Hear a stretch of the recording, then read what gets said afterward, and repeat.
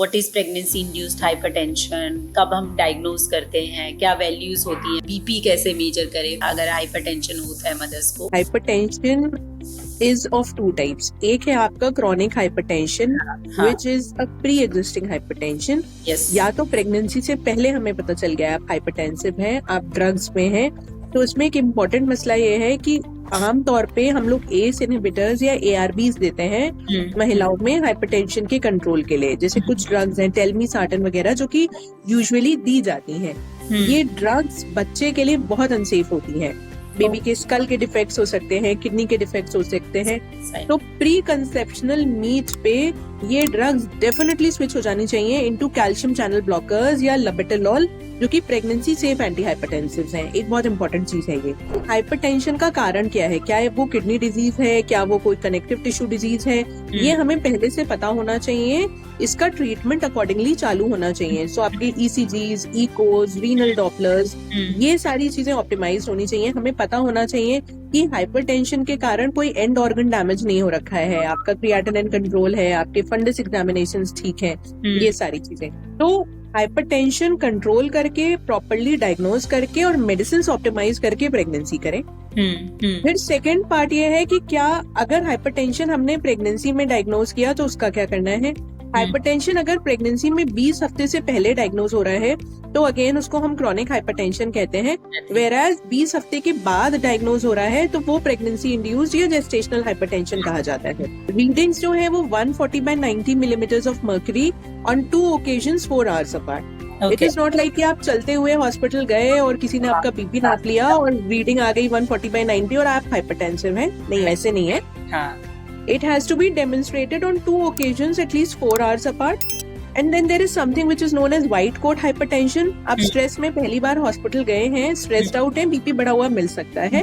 A good idea would be to check that blood pressure at home when you are peaceful, not doing anything strenuous.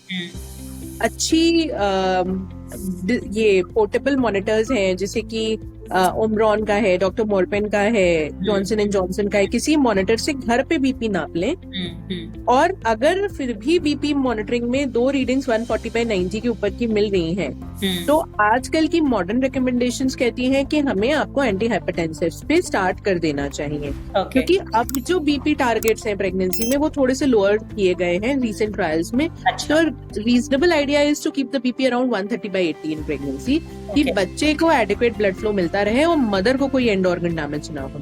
The drugs of choice are labetalol, जो कि हमारी first line drug है since times immemorial. And then उस पे भी BP control नहीं है तो Nicardia, nifedipine is the second line drug that we give. घर पे आपको बीपी नापना पड़ेगा एटलीस्ट दिन में 2 बार। अगर टारगेट वैल्यू से बढ़ा हुआ है देन योर गायनोकोलॉजिस्ट और your cardiologist again optimises those drugs.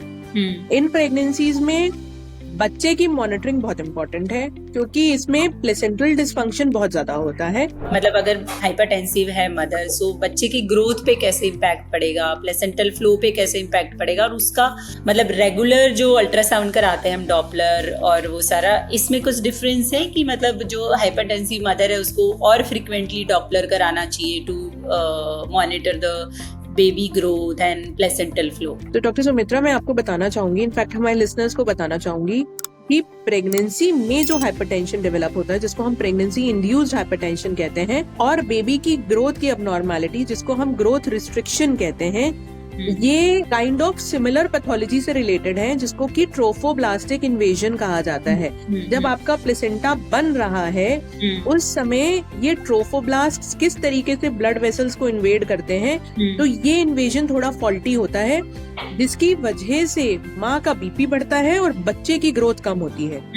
ये हम 12 हफ्ते के अल्ट्रासाउंड में कई बार यूट्राइन आर्टरी जो ब्लड फ्लो देती हैं यूट्रस को, वो आर्टरीज का डॉपलर करके पिक कर सकते हैं। प्रिवेंशन के लिए एस्पिरिन ऐड कर सकते हैं, which helps to reduce such cases of hypertension and growth restriction. Coming back to your question, ये प्रेगनेंसी इंड्यूस्ड हाइपरटेंशन और बच्चे की ग्रोथ कम होना, ये दोनों रिलेटेड डिजीजेस हैं, और अक्सर हाइपरटेंसिव मदर्स में देखा गया है कि बच्चे की ग्रोथ कम है, धीरे धीरे बच्चे को जो ब्लड फ्लो जा रहा है वो कम होने लगा है, और डिलीवरीज हमें अक्सर प्रीमैच्योरली करनी पड़ती हैं, मोर सो इन विमेन जिनको ज्यादा ड्रग्स की जरूरत पड़ रही है बीपी कंट्रोल करने के लिए. We have to monitor these women by Dopplers very frequently. Okay. And this depends on how the baby is doing. मान लीजिए किसी के डॉपलर्स खराब चल रहे हैं तो शायद आप तीसरे दिन भी बुला के देखना चाहें. But there is another kid जिसकी माँ का बीपी कंट्रोल्ड है थोड़े से अमाउंट ऑफ ड्रग पे, तो then you can maybe see that patient every 2 weeks or so. But yes, more frequent Dopplers definitely. And delivery no later than 37 weeks. Okay. जैसे आप पेशेंट्स को बताते हैं ना कि डिलीवरी ड्यू डेट से 3 हफ्ता पहले करेंगे, it is so much of panic. Yes. But then delivery no later than 37 weeks, and these are international recommendations. There is no doubt about it.